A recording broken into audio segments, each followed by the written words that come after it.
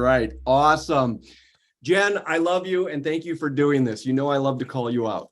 So let's just all start the freaking time, by the way. All the time, my friend, all the time. Whenever you say I'm done doing webinars, I'm not going to do anything, that's just like food for the fire for me. I'm calling you up and we're going to come up with a topic. So I'm going to start just being like, I'm doing them all the time, David, all the time. So here's the deal is Jen will never get away from me because I'm not going to let that happen. But Jen and I not only have a great relationship, we have a passion for some very, very similar topics. And we deal with and we work with and we have a huge heart for small business owners. And when we say small business owners, that is kind of what Jen and I are always coming back to. We are not coming back to and talking about realtors and agents. We are not coming back and talking about TCs and independent TCs. You are not a TC. You need to wake up in the morning and say, I am a business owner first that provides transaction management as a service. I am not Joe Smiling. Joe, you've heard this before. You know that. Okay. The fact is we are not realtors or real estate agents. We are small business owners that provide real estate as a service. It always starts with us being a small business owner. And there is a voice that speaks to you. Very loudly and very clearly, it has the capability of speaking to you in your business, and that is your financials. Your financials have the capability of speaking to you, and they have also the capability of speaking to you clearly. And I love that. I love that. Okay, but that doesn't happen naturally. And Jen, you have done something that I just want to shout out here. You don't need me to do this. You're not asking me to do this. I'm just letting people know that I'm going to do a quick screen share and let you know that as of last week, Jen went ahead and she had put together, there you are, it's a course, okay? So Jen has put together a course, and if you go to WizeWizards.com, she's not asking me to talk about this, but it's not right of me not to talk about it because I actually went through it this week, okay? Now here's the situation, is if you go to WizeWizards.com, WizeWizards is a bookkeeping company, and I am going to ask in a bit, Jen, to share with me kind of where she sees the difference as far as the role of your accountant versus your bookkeeper, and a bookkeeper service versus doing it yourself. Because in this course, this is constantly what I love about this course. She's constantly saying, I can care less if you use this as a bookkeeper. Here's, if you're going to do it yourself, how I would recommend that you do it. And if you're wondering what she covers, she's done a great job here actually giving you the full outline, like what is video, what is actual charts and categorization sheets and everything, the entire outline for the courses here. And it's flipping 90 minutes. We did a call earlier this week and I immediately left the call and just went through the course in the next 90 minutes. And then I quickly got a hold of her and I said, do I get the free t-shirt? I want the free t-shirt that says I was the first one to go through the course. She said, you're not. So anyways, I am not getting a t-shirt for this, but I will tell you that that the course does a couple things. And I have not shared this with Jen yet. Here's what I got out of the course. Is I love when she talks about the fact that she says, stop apologizing. What a freaking great topic. I think we apologize for our finances. We apologize for our lack of attention to our finances. I mean, I can go on and on with all the different things that we apologize for. I was embarrassed about how I handled my finances when I first opened up my business probably 15, 20 years ago, and I didn't handle it right. And I've been embarrassed about how I did my finances ever since. Now, I'm not apologizing in any way, shape, or form. I'm very confident and know what I've got. I know if someone asks me for a copy of my P&L, we're buying a house right now, I can pull that stuff up in 30 seconds or less. Okay. Those are the standards that I have now that I didn't have 15, 20 years ago. And I don't need to apologize for knowing my finances and where my finances are. I can read my finances very well and know where I need to put some work into it. And my finances speak to me. And by the way, WizeWizard is the one who does my bookkeeping. So I'm using Jen's system anyways. And that's because I know that that's not my skill set. So I do want to bring this up for anybody that is looking for it. If you want to know cost, very simple. It's $49. It's ridiculous. The second thing, Jen, that I did not tell you that I got out of this course, and that is this. I use QuickBooks. And what she does in this course is she runs through examples and teaching, but she does it all while she actually has QuickBooks open on the screen.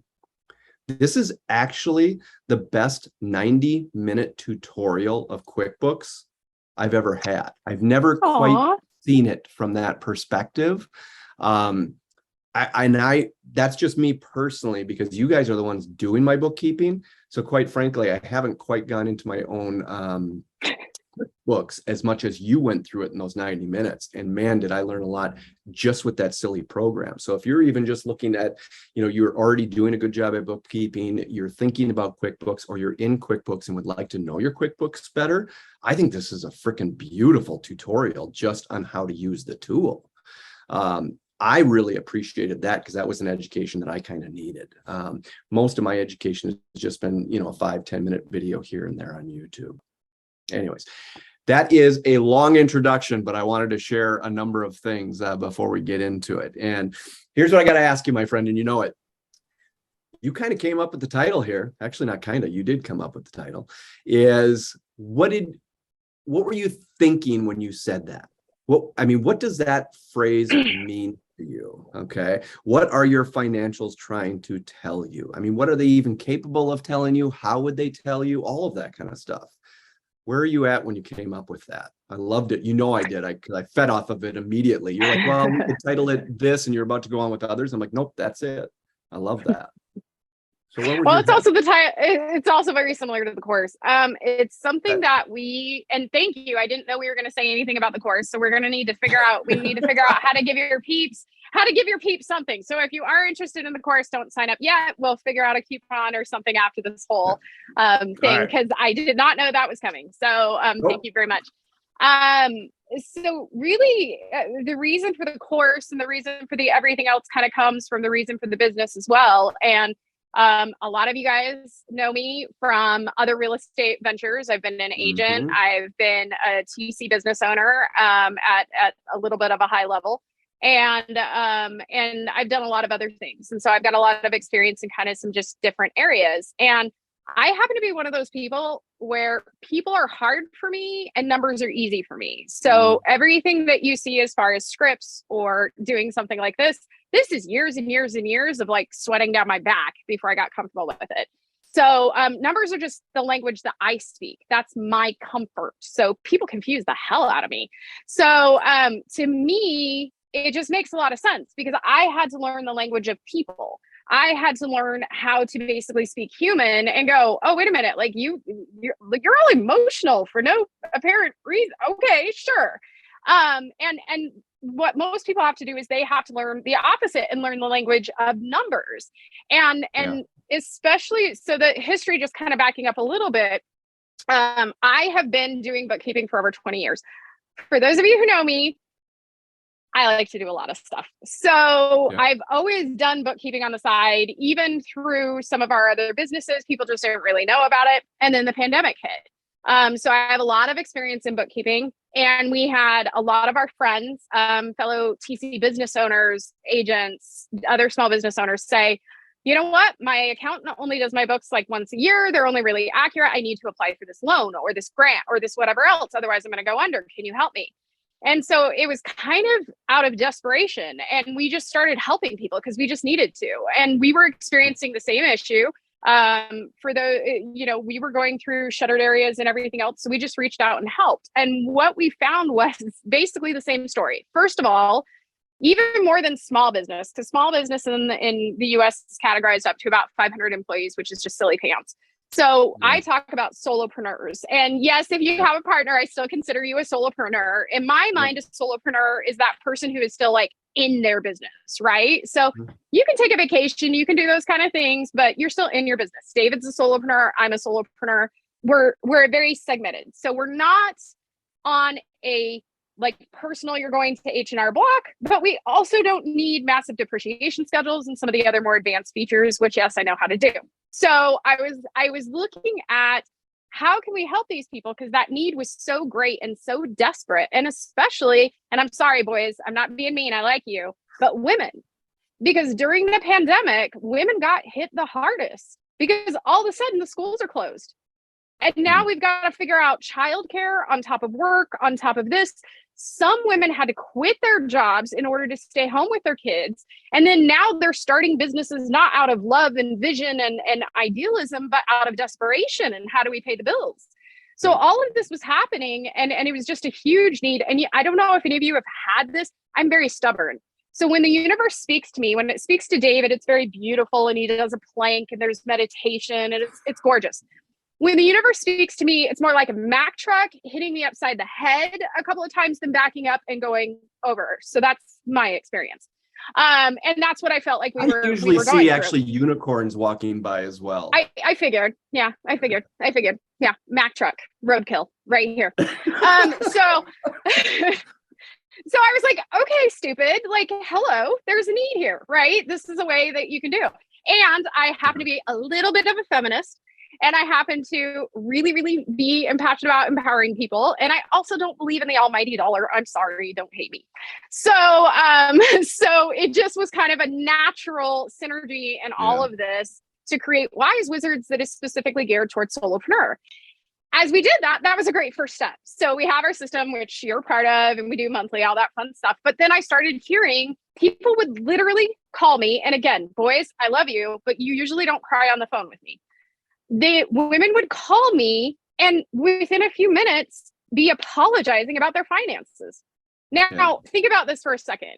Here is, in some cases, a woman who could be a single mom, could be married, doesn't matter, maybe just had to quit their job because of the pandemic, is starting a business, terrifying, doesn't know what they're doing, hasn't done it before, yet they have the gumption to go do it while still taking care of the kids, while still being in a pandemic, while still doing everything else. They're going out there, they're getting business, they're doing all these amazing things that you have to do as a solopreneur, and they've got it. They've got revenue enough that now they actually get to pay taxes on profit, and they're apologizing to me because they don't know how to do my job. Yeah. And so that was immediate, like, we got to stop this. So I'm going to tell you first, like, one of the first things I look for in a consult when I'm talking to someone is that first I'm sorry, because we got to nip that in the bud right away. Yep. Solopreneurs are good at what they're good at. That's what they're doing. That. It takes so much energy. So it's like, we got to get rid of that shame and guilt, because going back to what you did ask is that your finances are capable of speaking to you, but two things need to happen. One, you got to get the right information in on a consistent basis, more than once a year. For those of you who don't understand the definition of consistent, more than once a year. And the second piece is we need to do it without shame and guilt and actually understand what our business is talking to us about. Our business, I love folks that sit there and say, my business did this or that, and it came out of left field and I didn't know. Now, granted, the pandemic, I'll give you that one, out of left field. You got that. Okay. All the other stuff is usually predictable within your P&L and your balance sheet if you understand what your business is trying to say. And so the way my crazy brain works is I really feel like humans are kind of really confused, and the businesses are super, super smart and like shouting, saying, hey, I want to tell you these things, but first you got to let me, and you got to learn this language. And so that's really where we're trying to empower people and say, stop, no shame, no guilt, no judgment, right? Just learn the language of your business. And then that way, just like any relationship, you can learn how to communicate with each other and do a better job and have a synergistic relationship. I want to bring up two things. Number one is, a number of you have heard me say this before, and I know Jen, you and I have talked about this, is when you are a solopreneur and you're starting to build a team, or if you have a small team being anywhere 5, 10, 15, 20, 25 people. Okay. It's not a 500 person organization. And it's still considered small business. But here's the deal is that your A team is not your leadership team. It's not your ops manager. It's not any of those people. To me, your A team is always going to be 2 people.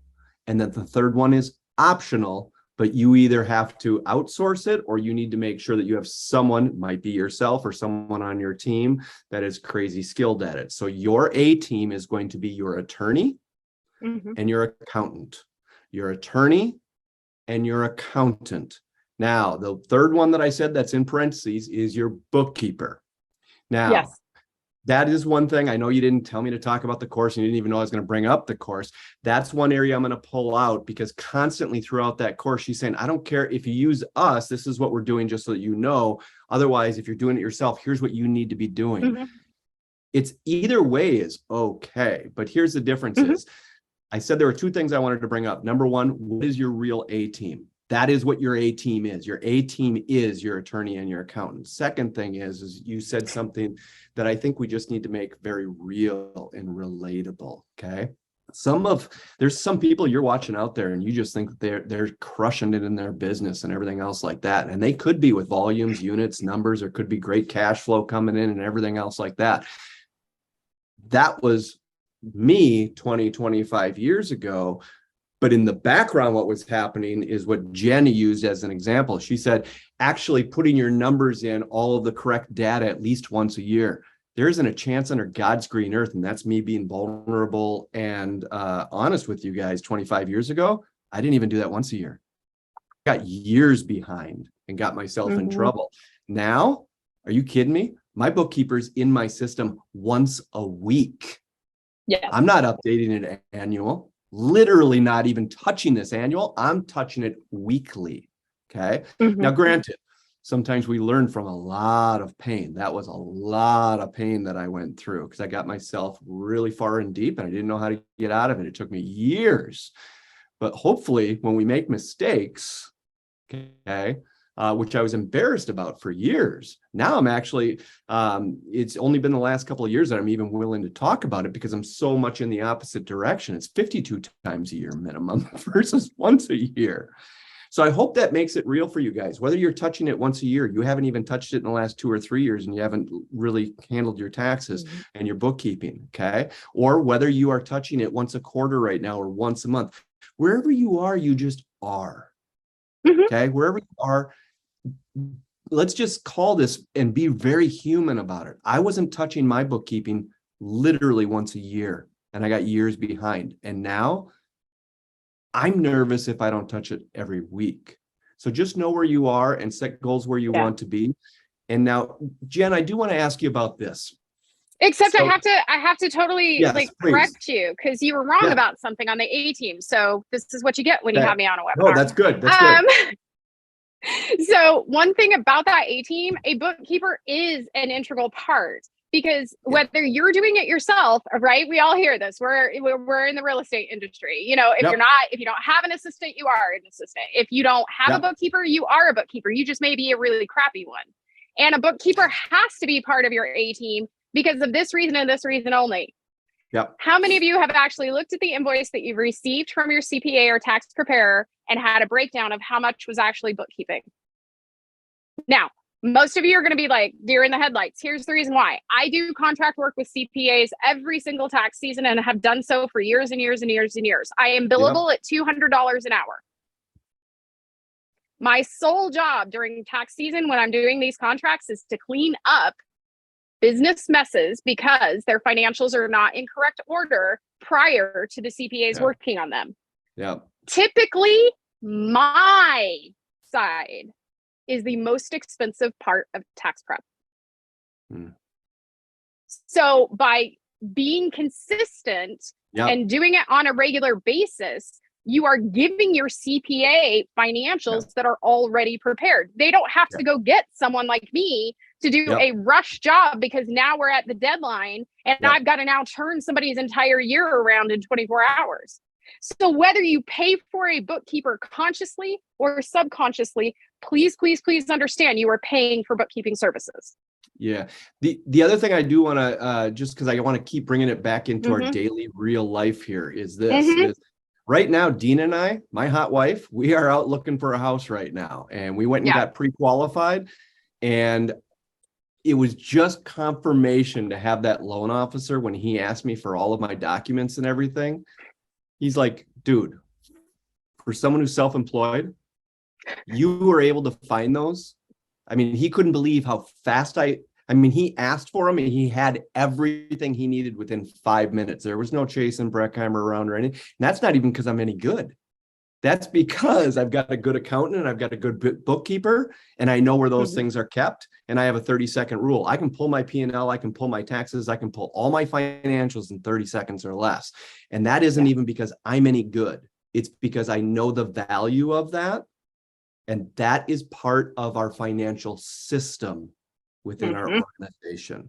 Okay, so I want to share that this is all, there's a reason why I'm asking Jen to come on here, is because I do see this as an area that isn't talked about very often, is our financials for a small business owner. It's just not brought up that often. The second thing is because this is all very real to me here in the last couple of months, because I'm being rewarded for how I've changed my habits and set up my systems financially and everything else like that just over the last month or two. Okay. So I just want to bring a couple of those things up, is that I truly, this is a passion area of mine, generally speaking, the last couple of years with my clients, but it's a very personal passion for me right now because I'm seeing some reward out of that as well. Well, and I think that's something, especially going into this next market, one thing that people don't understand, or at least we don't talk about, is there's actually two ways to make money.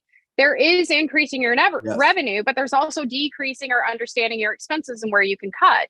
Yes. And if you don't even understand what you're spending in a month versus your revenue, or one of my favorites is a lot of you have your QBO or whatever system you're using set to accrual. Unless you're doing 3 million in revenue, you're not accrual. You are cash. You need to be sure you're pulling the correct reports in the correct manner. And that's just something super, super simple. Right. So again, this goes back to the language, because for those of you who just went, oh, I should have known that. No, you shouldn't have. Do you know French? If you do, I'm sorry. Terrible example. But any language you have to learn. You're not going to get it right out of the gate. So if you don't know the difference between cash or accrual or reconciliation, you either need to have a resource that you can ask, or you need to find a way to find out this information. But don't be ashamed of it. It's just a different language. I mean, we're all in real estate. What the heck is a FSBO? Yeah. Walk out to somebody on the street and say that, and they'll be like, huh? You know, so just understand, it's just a different language. It's the way it speaks to you. Can I ask you categories? Okay. Yes. When we're going into QuickBooks and we're starting to divide out, because for my accountant, at least the way I'm thinking of it, and I'm so ready to be corrected on this if there's a better way to do this. So I'm being vulnerable here and just throwing out there, guys, exactly how I did this. And Jen, I'm totally open to any suggestions. So what I was looking at is I really, I focused on, I changed accountants about maybe 2 years ago, okay, 1.5 years, 2 years ago. Just wasn't happy with the accountant that we had for the previous probably 10 years. He'd kind of worn out his welcome, I'll put it that way. And with that, we got referred to a new accountant. One of the first things that I asked the accountant to do was go back through my financials and recategorize. How do you want me to see my business? How do you want me to see my expenses? How do you want me to categorize things? And he really did change a lot of my categories and really helped to make sure that when we reconcile every week, that things are getting categorized properly. I did not look to my bookkeeper for that. I looked to my accountant because he knew whether I was an S Corp. He knew whether I was an LLC, he knew how I was legally set up and how things would be categorized best for my advantage when he did my taxes that year. What are you recommending if someone is doing either their own taxes, they're working with an accountant? Is that a good place to start, is thinking about how you're categorizing things? Because if you're going to reconcile, whether it's weekly, monthly, hopefully not just annually. Please don't do annually. What are some of the first steps that you would give, suggestions that you would give to a small business owner when they're starting to say, I just want to start making sure I'm moving in the right direction? And even if you give the first couple suggestions, say, good, oh my gosh, that's confirming I've already done this and this. But if I haven't done anything, what are you suggesting are some of the first steps so that your financials can speak to you? Yeah, absolutely. Okay, so this is gonna be a long answer, and I apologize, but it's important. So first of all, we use CPA, accountant, and tax preparer all interchangeably, and they're not. Again, since we're in the real estate world, this is going to be super, super simple. Think property manager, commercial, and residential. Those aren't the same creature. Okay. So same thing in the tax world, CPA, tax preparer, and accountant. They all have different licensing obligations, responsibilities. They sign different things, which means A CPA is a certified public accountant. They actually have to adhere to certain things, whether they want to or not. That's one of the reasons I like independent bookkeepers, is because we don't. Independent bookkeepers work for the client. We do not say, hey, we're with the IRS, right? Like that's not, and certified, and please keep in mind, I'm simplifying. CPAs don't work for the IRS, but their licensure, just like a real estate agent, requires them to adhere to certain things. So it's a little bit different. Then you also have to remember that just like agents, right? So you have that residential agent and they maybe have a showing assistant. This one is a single agent. This one has buyer's agents. This one has this. CPAs, tax preparers, and accountants are the same. They can structure their teams any way they want, meaning, and they can also offer services they're comfortable with. So I hear this all the time.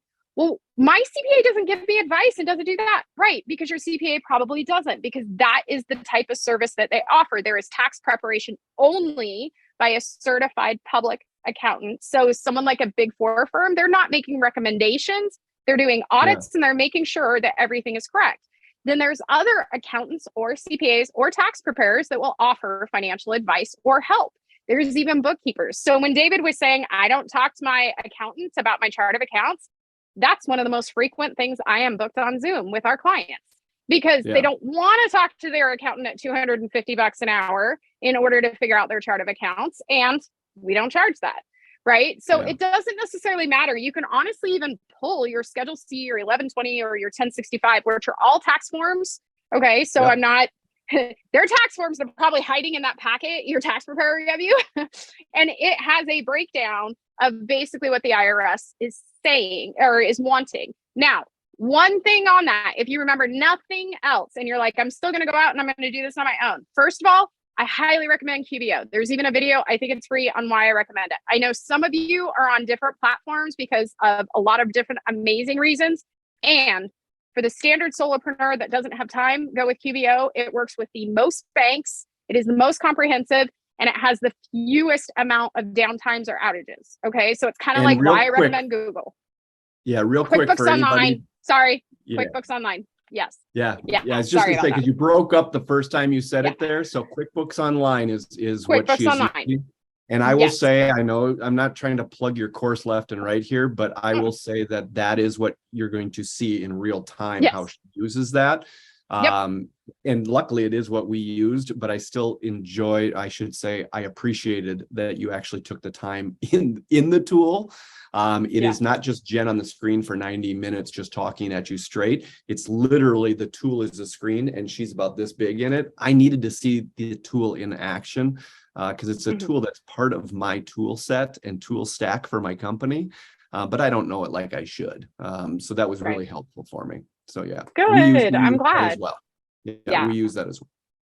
Yeah. So that's a huge piece of it. You just made a couple clarifications though. Go ahead. You made a couple clarifications, so I want to ask about this. Is when I talk A team, I do use the word accountant as a generalization. There's no doubt about it that I do. And because my accountant does what I'm calling my accountant is pretty full service, where he is my accountant, my tax preparer. He is doing all my audits. He's doing everything. So what his actual title is, I have no idea. But the thing is if they were going to go out and interview someone to add to their A team, I loved that if anybody is looking at this video or rewatching this video or is here live and wants to go back and rewatch, I'm telling you right now where I found a lot of value. And Chrissy, I'm going to ask us to break this out into the notes section as well. We will definitely put together a PDF set of notes for this talk. Is you labeled or you listed out a number of things that each of these could do. And if you're going to go out and interview someone, who do you think they should be interviewing? An accountant and a tax preparer? And then from there, what you just said, which I loved, is that each one of them could provide a different level and type of service. So at this point, before you even brought it up the way that you did, I wouldn't even know what questions to ask them. What services do you provide? I just assume they all provide the same ones. And so that's what most people do. Super helpful that you went through that. That was super helpful that you went through that. So we'll break that out into the note. I was going to say, and that's the big thing is people don't understand the different positions, right? And again, kind of relating it back to real estate, basically saying as an A team, not including that bookkeeping component into it, that's essentially like saying in real estate that the realtor does everything and there's no such thing as a TC. Yeah. And I It's absolutely all part of a include, the team. bookkeeper. So yeah, I include the bookkeeper in A team. The difference is I put it in Mhm. parentheses or not. And if it's in parentheses, that Yeah. means it's you. Right. If it's not in Right. parentheses, that means that you've outsourced it. Exactly. Absolutely. So yeah, so back to your question as far as what questions to ask, it really comes down to what do you need? What are you trying to do? One of the biggest mistakes I see everyone do is that referrals are amazing if like is like. So if your friend has a $20 million business with 80 employees that has 18 different properties and is everything else, and they love their CPA, that's awesome. And if you have a small business with no employees and a very simple tax return, you may not want to pay those rates, right? Yeah. So like I was saying about the contract services, right? I contract services with CPAs all the time. I know how to do high level bookkeeping. I know how to do high level payroll. I know how to do all those kind of things. That's why my billable hour can be what it is. But that's not what I am training my Wize-Wizards team on, because we're trying to keep the cost low and solopreneurs don't need that. So you want to be appropriate for the business. You don't want to go get a jackhammer when you just need a hammer, right? So that's the first part, is what do you need? And then the second is billing. We don't talk to our tax preparers, and I'm using that all encompassing, about pricing because we're nervous and it's that shame and guilt thing. I want to know, if I call you, are you billing me? If I email you, are you billing me? What is your minimal billables, right? Most CPAs, just like lawyers, if you talk to them, you're going to have a minimum of a 20-minute billable. Some of them are higher. It's okay to ask those questions. Like there's no other vendor that you would just go, here's a blank check. But we do it with our tax preparers all the time. By the way, it's also okay for bookkeepers too. You should know what you're gonna pay ahead of time. Even if that answer is, I don't know, at least then you understand, right? Like I'm not gonna know until I get into it. I'm not gonna anything else. It's okay to get those clarifying questions, because one thing I see happen all the time, whether it be a CPA, a bookkeeper, even a lawyer, is, well, I give them this stuff and then I got a $4,000 bill. You know, well, I just had a phone conversation. We were talking about fishing and I got a $500 bill, you know, so understand what that relationship is up front. It's okay to ask. Do you want or need financial advice? Do you want someone saying, hey, this is what I would recommend to maximize your deductions? Are you progressive or are you not? And what I mean by that, we have a very large segment of CPAs and tax preparers that are getting ready to retire. They are still typically doing returns on paper. They are not using QBO. They are using QuickBooks Desktop. A lot of those are going to take the information that you may have and duplicate. Just ask, right? Then you also have others that are more progressive, meaning they understand virtual environments. They understand virtual businesses. They may be a little bit more forward thinking. Again, back to kind of real estate, there is no contract that is black and white. We all know that. There's so much gray in everything. Same with the tax code. So if I give the same question, let's take uniforms, because that is one that always comes up. Uniforms. What classifies as a uniform expense? If I go ask 10 tax preparers, I'm going to get 10 separate answers. So you want someone who is in alignment with how you want to run your business. Meaning, if you're the person who's going to always push that line, right? Then you want a CPA or a tax preparer that's going to push it with you. If you're the type of person who's like, man, I just want black and white, I don't, no risk, just like, hey, then that's the type of person that you want. And it is okay to talk to them. It's okay to say, hey, how many small businesses like mine do you help? Do you help anyone in the real estate community? Do you do anything that's important to you? You guys, this is a service provider. This is your A team. This is your person that you're going to call when you know what hits the fan, and you got to be able to get a hold of them in a way that works for you. And I'm going to give, again, I'm going to keep bringing this back to real life and just use me as an example. So I'm one of those that I did not feel that my accountant and or really how my A team was set up really aligned with where I was about 2 years ago. And so I started looking. I did a lot of interviews and I did end up finding a new team, and now I'm super happy. Now, how often do I reach out to them? I would say the first 6 months when we started, I probably reached out to them more often than they wanted me to. But that's what it took for us to build a relationship together. And now we have a relationship. And right now we probably have an understanding that it's a 1 to 3 day turnaround time. They know that I'll reach out to them, and I know within 2, if not the same day, that they're going to get back to me with what I'm looking for, usually within 2 to 3 days. Now, is that what you should expect from your accountant? No, you should find an accountant that has a proper level of expectation that you're comfortable with. Okay. Yes. This is not about, is their turn time as good as someone else's turn time? Is this and working with this person right for you? And this team that I have right now is totally right for me. The only complaint that I have with them is they're slow to charge me. I mean, I like, if I owe something, I want to pay it like in the next 30 seconds because I just want to know that it's done. These guys are so relaxed on when and how they get paid. It's unbelievable to me. But it also shows their service first. Let's just make sure you're fine. Let's make sure you're happy with it. And they constantly keep asking and checking with me. And they may have already finished their service and they're doing another week or 2 follow up on it to make sure that I'm comfortable. And then all of a sudden, 2 weeks later, the invoice comes to me. Now, for some of you, that may be not okay. For me, that's what I needed. I needed to find someone that would actually interact with me and work with me. Again, I loved everything that you just said, Jen, because I did not have someone that aligned with where my comfort level was 2 years ago, and I needed to change my A team.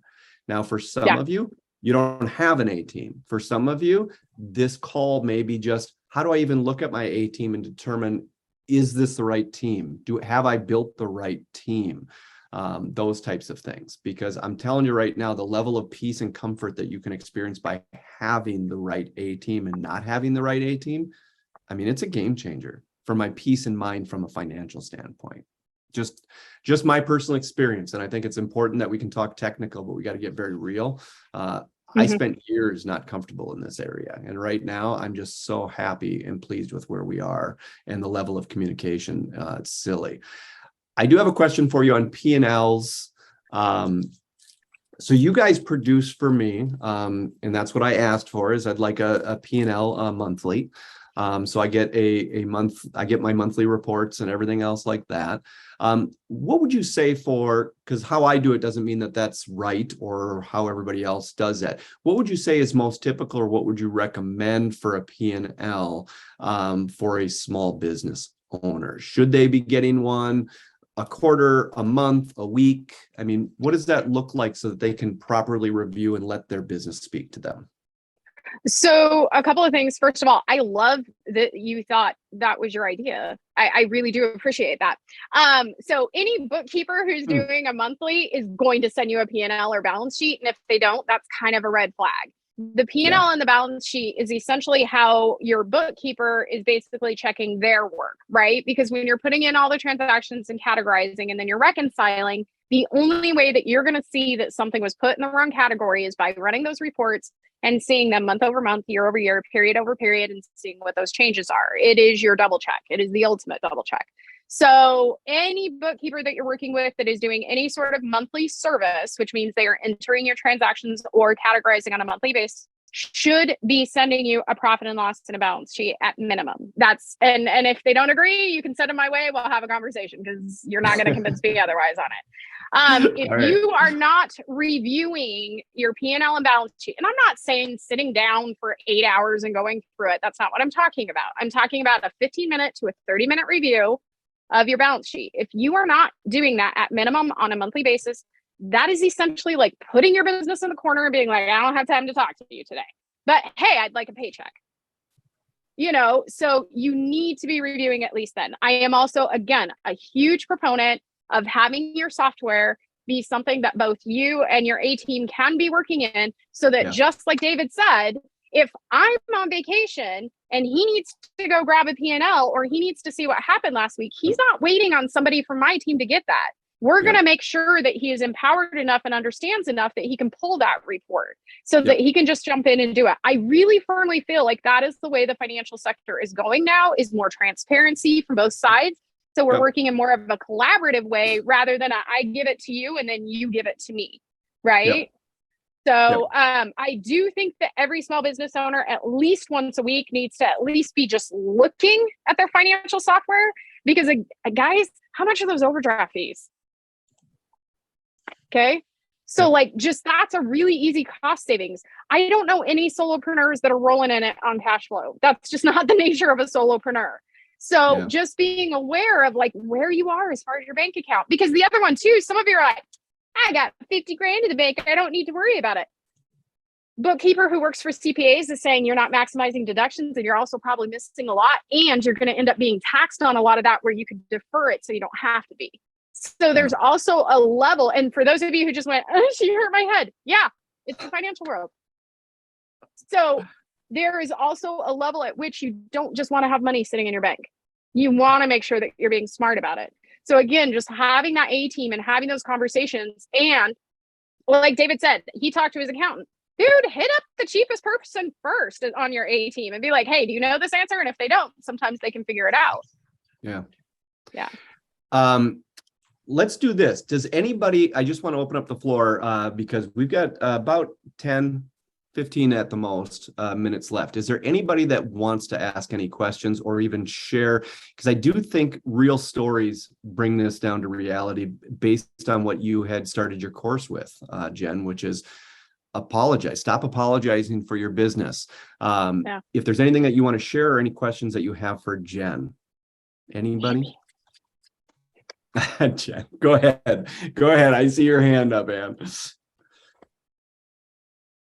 Okay, sorry, I had to unmute.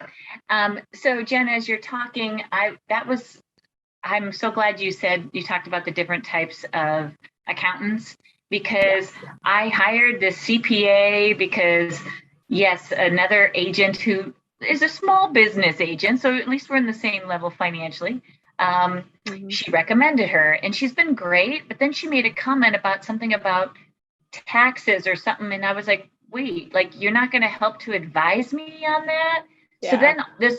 So then when tax season came, I mean, I don't mind working in my accounting software. To be honest, I haven't recently because I know that it's depressing right now. So I've just been avoiding it. I do know how much money I have in my accounts. I do look at that all the time. And I know that I'm not going to have overdraft, but the actual, like, you know, getting everything to balance, I just haven't done that probably in 3 months, honestly.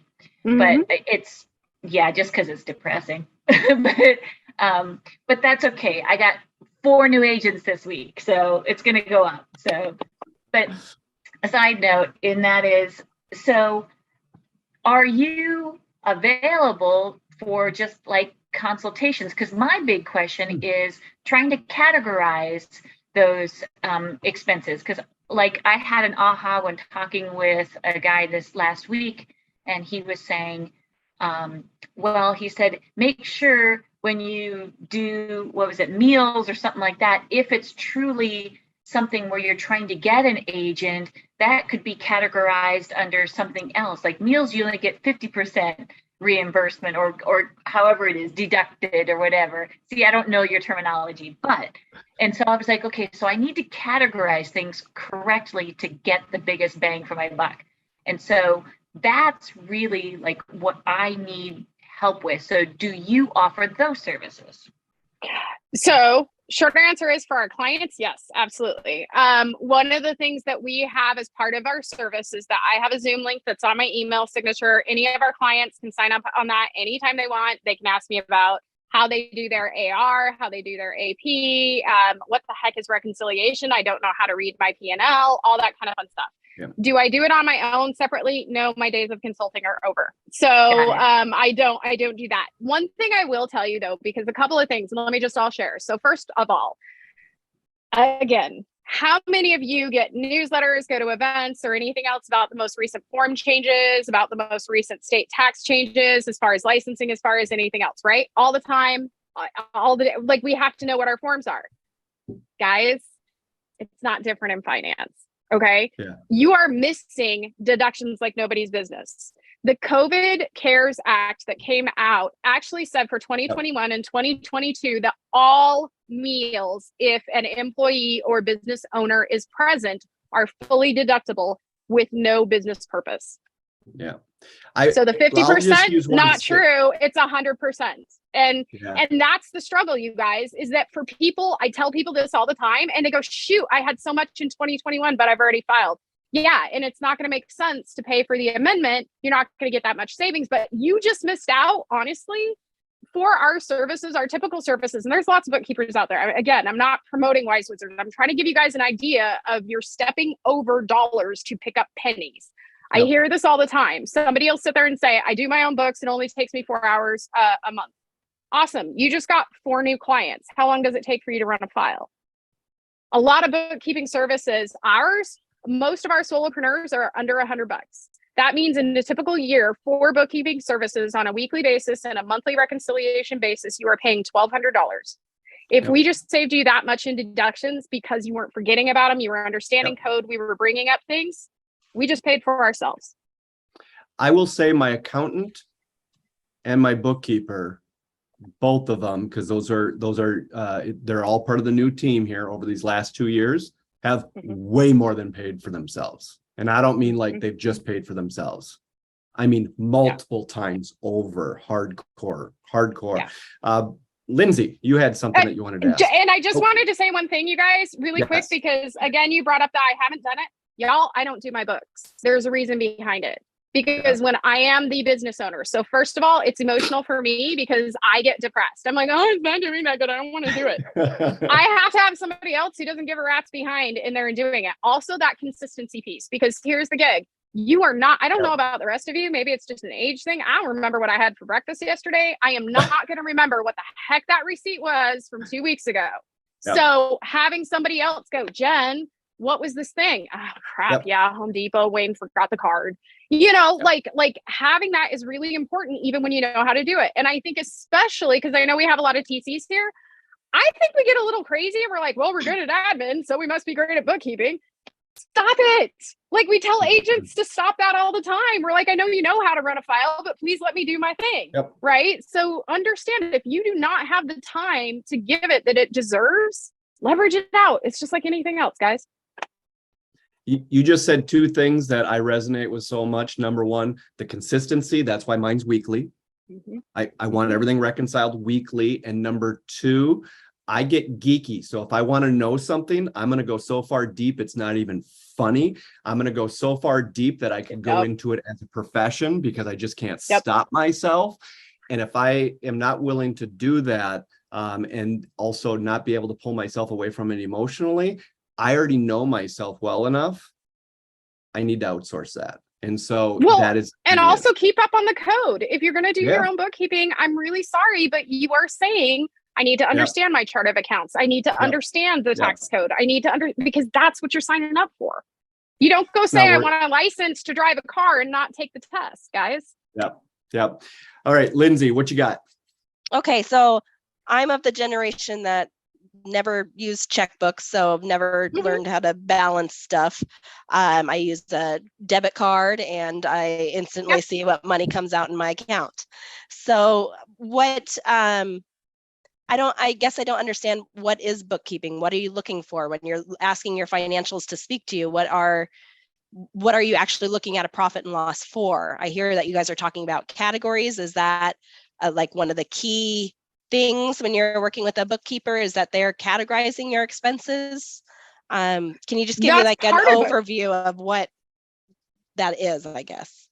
Yeah, absolutely. So first of all, nothing is instantaneous, whether it be your debit card or not. Bank feeds are always glitching out, as well as banks. So there's the first portion of it. Is I totally get where you're coming from. I don't even own a checkbook.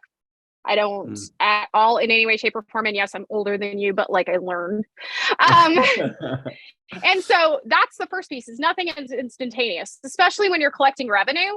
That gets scary. Y'all miss a ton of money because you're not matching up this file with this thing. And then some of you are like, well, the brokerage pays me, and I won't tell you how many errors I've found there. So that's the first part, is nothing is instantaneous. If you have more than one bank account or you have a credit card or anything, you now have multiple funnels that transactions are coming through.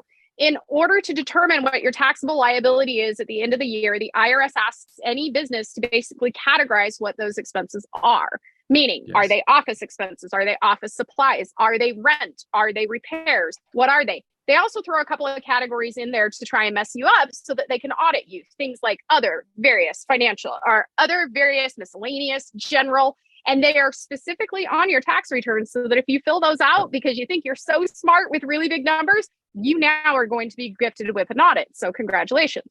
So when you talk about bookkeeping, that's where it comes in, is that we know that. Can you pause 1 second? Because you mentioned, yes, because we talked about this the other day too. And you mentioned a specific form. If we're talking about categories, what she just talked about when you're going through the form, and on that actual tax form, you will see miscellaneous, others, and everything else like that. Your goal is to have as little or nothing in there as possible, but they've kind of already told you what those categories are. What is for anybody that wants to look it up and see what the IRS's categories are, what is that form again? Depends on your specific filing status. So if you are not an S Corp, you're filing a Schedule C. You can Google Schedule C IRS form. If you are a partnership, that is a 1065.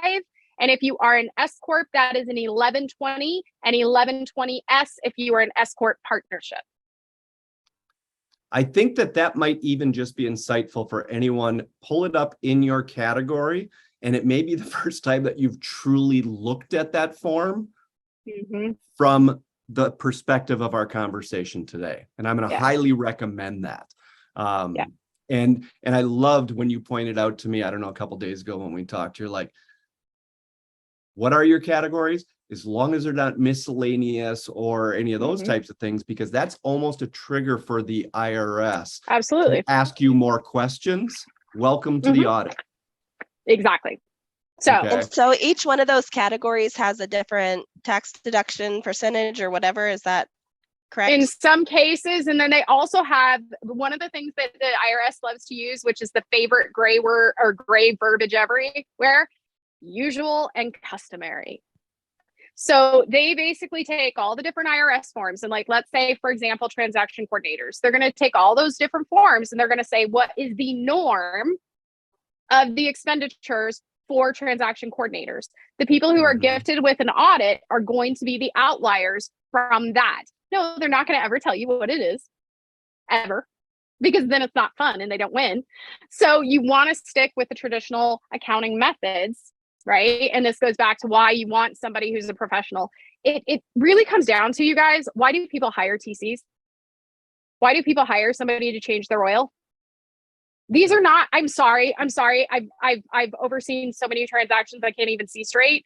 I think that TCs are one of the most gifted groups of people on the planet, and it's not rocket science. Okay. So it's the same thing in bookkeeping or anything else. It's just that the person is in that world. They are reading the reports. They're doing something just like with Anne, going, hey, meals are deductible. Guys, meals are deductible. You know, also, any of you with Wize-Wizards, if we even see a restaurant, we're not even asking you. So some of you may be going like, wait, they didn't tell us. No, we didn't. We just categorized it correctly.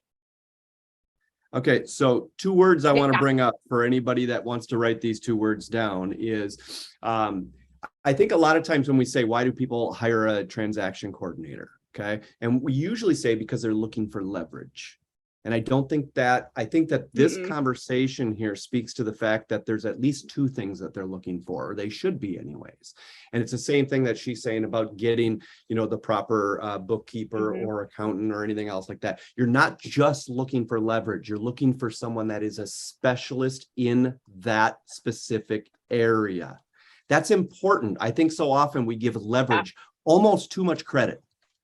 Yes. I'm not just doing this for leverage. I literally am not. I have set myself up so I am so leveraged. I can work less than 40 hours a week every week for the rest. I mean, I haven't overworked in so many years. It's not even funny. I've definitely received leverage, but I'm not getting bookkeeping so that I can have more leverage. I'm doing it. That is one benefit. But I'm doing it for both the fact that I appreciate leverage and I seriously take having a specialist in that area seriously. And if you're talking to agents, I think that that's important, that if they hire a TC, that both of those matter to them. I think if you, Absolutely. those types of things. So I just want to bring that up, because I don't think that that leverage is the only reason why we look for bookkeeping or for tax accountants or whatever. Chrissy, Hi, what you got? I just wanted to read some questions from the comment section. That's what I was like. I was like, shoot, I just saw that. So, yep. Jamie Fraser is asking, do I do profit first with my bank accounts? What are your thoughts on that system? And I want to jump on the other one, so maybe you can answer them both. Stacy is asking, do you review previous tax years to see if an amendment is worth it? So Stacy, no, because I'm not a CPA or a tax preparer, so that's their happy little world. However, I can look at previous years, and we do it all the time, for if it makes logical sense, depending on, again, your filing. Yeah, absolutely. You did do it for me, because Yep. when I hired you guys, you guys did so good for me when I started. I asked, can I pay you a separate fee to reconcile me? I think it was 6 or 12 months prior to that as well, just to That's get me project work. So I was going to say, and let me guys, we do project work all the time. I'm working with someone right now who is in the middle of an audit, is an awful situation. She's going to potentially lose everything. And we are going back to 2018 because she never did her books. So project work is something different. Reviewing already filed taxes to see if an amendment is worth it, that is where your CPA is going to come in, because we're not going to file taxes for you ever. Okay. So, but we can look at previous years and say, this is where I would make some changes. We do that all the time. Honestly, I can't help it. I'm just going to clean your stuff up because it drives me insane if it's not. So that's just my happy little jam. The profit first, I love profit first. I use a modified version of it. We have a lot of people who do it. The biggest thing about profit first is the commitment to do it. So I always recommend that people start off with fewer accounts than his recommended. Just because as many accounts as he recommends, it's actually really hard as a solopreneur to keep up. But I am happy to talk to people. Also, if you're in a profit first situation where you're like, how the heck do I get out of it? I help people with that all the time. And then we set up something that makes sense. I do highly recommend have one account for your operations that your debit card is linked to, have one account for revenue that nothing is linked to it like a debit card, so that it is never compromised. Okay. Because there is nothing worse than when you need to make payroll and somebody just compromised your account. Now you got to shut that bad boy down and all your direct deposits are bouncing. Like, keep your revenue account clean. All right. Great suggestion. Great suggestion. And by the way, the profit first book concept, everything, same thing like with the 12-week year. If you really dive into those, because I'm big on the 12-week year as well, and I have the same philosophy about that as profit first.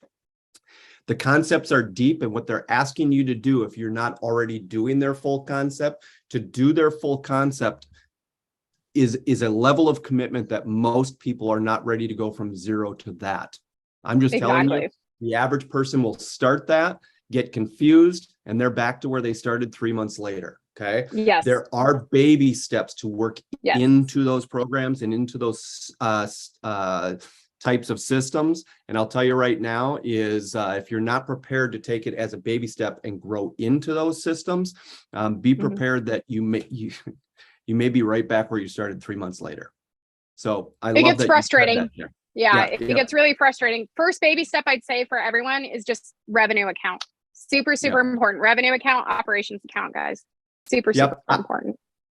I kind of want to keep going on, but we're kind of at an hour, so I'm going to kind of end this. So here's what we're going to do is what I'm going to ask the amazing Chrissy to do for us is, I know that she's been putting notes in the comments and everything else like that. Chrissy is going to help put some notes together for us over the next couple of days or early next week. And then what she's going to do, we'll just get those approved by Jen, and then we'll do the edits, and we are going to repost this on YouTube and then in the membership, and it'll go out in the emails as well, so it'll be all over the place by next Friday. Now, by next Friday, what we'll also have done is going to be the notes. They don't allow us to post them on YouTube, but if you go into the membership, or if you, because you registered for this, you will get a copy of those PDF notes in your email. So you won't have to look for them as well. All right. Also, Yes, Jen. Chrissy, I was going to say, Chrissy, can I borrow you and you pretend like you work for me for a second? Anybody who actually took the time to be here and be here live, can we, Yes. I'm going to give you a code for them so they can have the course for free. And if you can email that out to them, I would greatly appreciate it for taking the time and being here today, because I know it's not a sexy topic, y'all. So I know if I would have said how to get more agents, we would have had double. So I appreciate you being here. I know it's hard.